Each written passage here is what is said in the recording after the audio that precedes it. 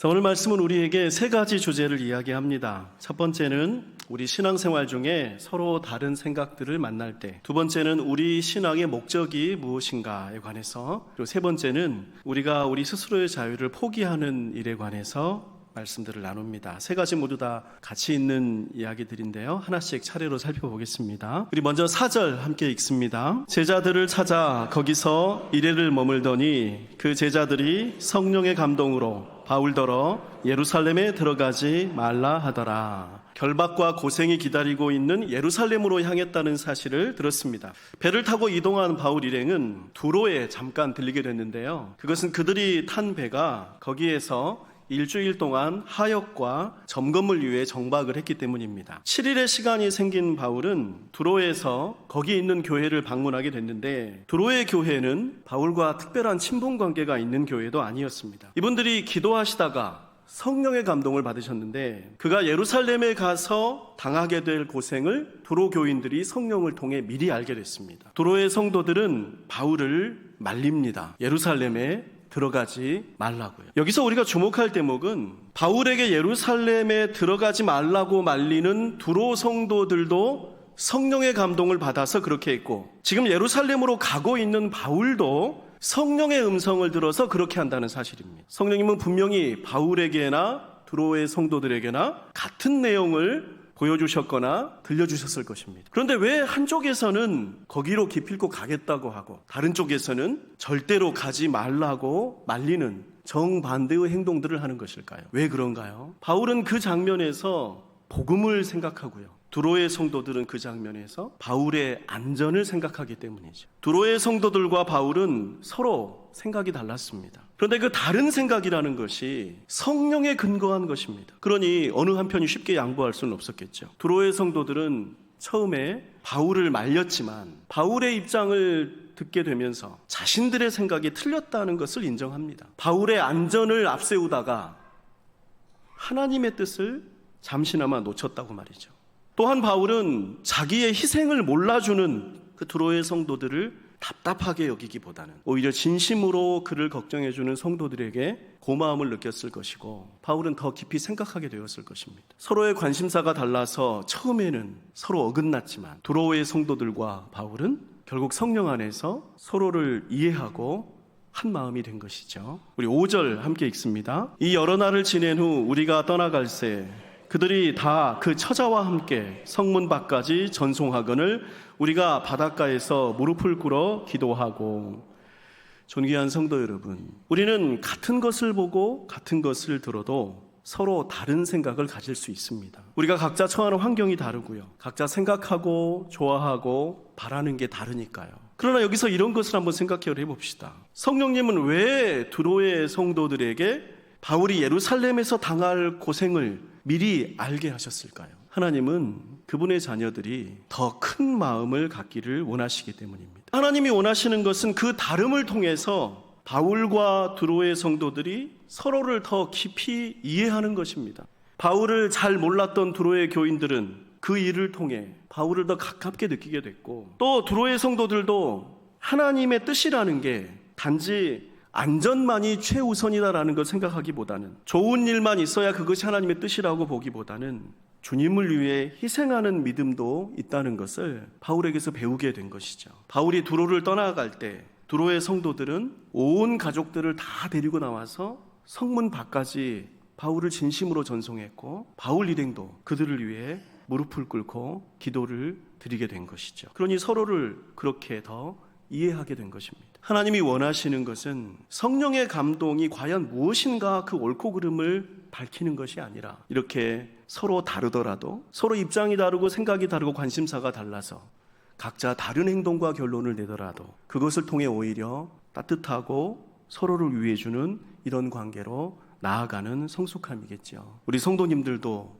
이와 같은 믿음의 길을 걸으시기를 축복합니다. 두 번째 이야기인 우리 신앙의 목적에 관한 말씀, 우리 13절 함께 읽습니다. 바울이 대답하되 여러분이 어찌하여 울어 내 마음을 상하게 하느냐.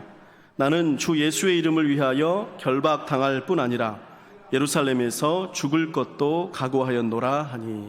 두로를 지나서 가이사랴에 도착한 바울은 여기에서도 그를 염려하는 성도들을 만납니다. 그 사람들이 눈물로 호소하자 바울이 여기서는 자기의 진심을 보여줍니다. 바울은 지금까지 주 예수의 이름을 위하여 신앙생활을 해왔다고 밝힙니다. 이 말씀 앞에서 우리는 스스로에게 질문하게 됩니다. 지금 이 시간 예배당에 나온 우리는 무엇을 위하여 신앙생활을 하고 있을까요? 나에게 좋은 일들이 생길 때에는 이 신앙생활이라는 게 기쁘고 하나님이 살아계신 것 같고 주변 사람들에게 예수님을 믿으라고 권하다가 나에게 어려운 일이 닥치자 그런 모든 것들이 다 시들해지고 신앙이 무슨 필요한가 싶어 회의와 의심에 빠진다면 오늘 바울의 이 말씀을 우리가 함께 보기를 바랍니다. 바울이 예수님을 구주로 믿은 목적은 복을 받는 것이 전부는 아니었습니다. 그는 기쁠 때나 어려울 때나 변함없이 하나님께 신실합니다. 변함없이 복음을 사랑합니다. 고난을 받고 있는 중에도 이 믿음을 당신도 가지세요라고 권하기를 그치지 않습니다. 왜냐하면 바울은 복음이 주는 구원이 이 세상의 일들뿐만 아니라 영원한 생명이라는 사실을 믿었기 때문입니다. 그의 소망은 오직 하나님께 있기 때문이죠. 다시 13절을 보면 바울은 이렇게 말합니다. 나는 주 예수의 이름을 위하여 죽을 것도 각오하였느니라.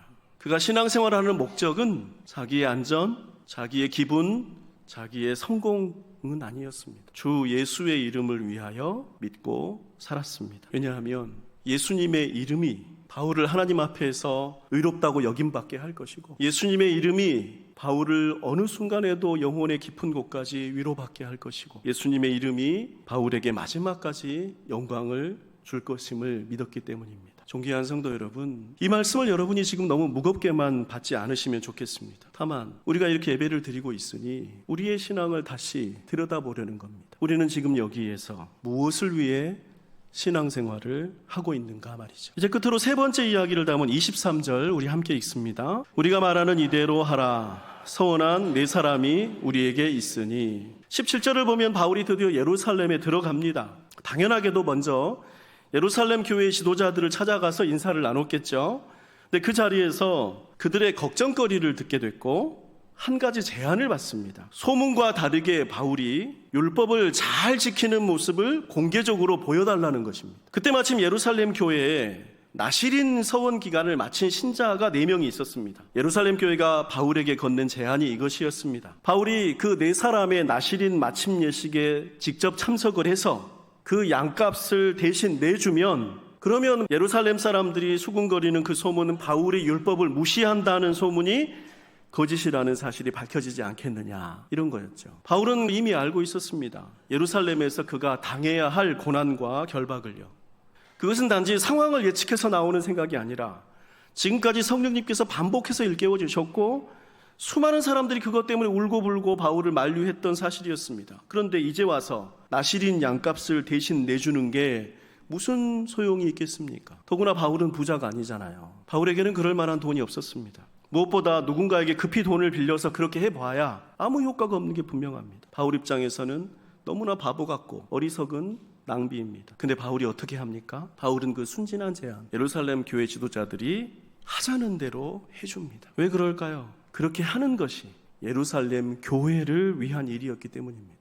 바울은 여기서 자신의 안전을 도모하기 위해서 이 일을 하지는 않습니다. 바보 같아 보이는, 바울을 위해서는 아무 소용도 없는 그 일을 바울이 기꺼이 해주는 까닭은 예루살렘 교회의 성도들이 불안해하지 않기 위해서였습니다. 바울이야 결박을 당하고 수모를 겪는 것이 이미 정해진 일이었지만 적어도 예루살렘 교회의 성도들은 바울이라는 사람이 율법을 무시하고 모세를 배신한 사람이 아니라 오히려 율법을 기꺼이 준수하는 사람이었다는 분명한 근거를 가질 수 있었으니까요. 그래야 나중에라도 예루살렘 교회가 바울과 한편이라는 엉뚱한 누명을 쓰고서 핍박당하는 것을 피할 수 있으니까요. 바울은 자기 자신이 아니라 다른 사람들을 위해 기꺼이 그렇게 하지 않을 자유를 포기하고 양보한 것입니다.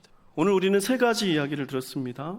우리는 저마다 내가 원하는 것을 생각합니다. 그래서 우리는 하나의 믿음 안에 있으면서도 서로 다르기도 하고 때로는 틀리기도 합니다. 그러나 하나님께서 우리에게 찾으시는 것은 누구의 생각이 옳으냐가 아닙니다. 서로의 다름과 틀림을 통해 우리가 서로를 더 깊이 이해하고 받아들이는 마음, 그것이 주님이 찾으시는 마음입니다. 둘째로 우리의 신앙이라는 것이 좋을 때만의 유쾌함이 아니라 기쁠 때나 슬플 때나 초막이나 궁궐이나 내 주 예수 모신 곳이 그 어디나 하늘나라임을 고백하는 신앙이시기를 바랍니다. 셋째로 내가 가진 당연한 권리와 자유를 소중한 이들을 위해서라면 기꺼이 양보하고 내어주는 사랑의 종노릇이 신앙입니다. 주님께서 바울을 통해 보여주신 이와 같은 그리스도인의 모습이 저와 여러분의 모습이기를 축복합니다. 이 시간 이 말씀을 내 마음에 품고 성령님과 함께 거두는 기도를 드립니다.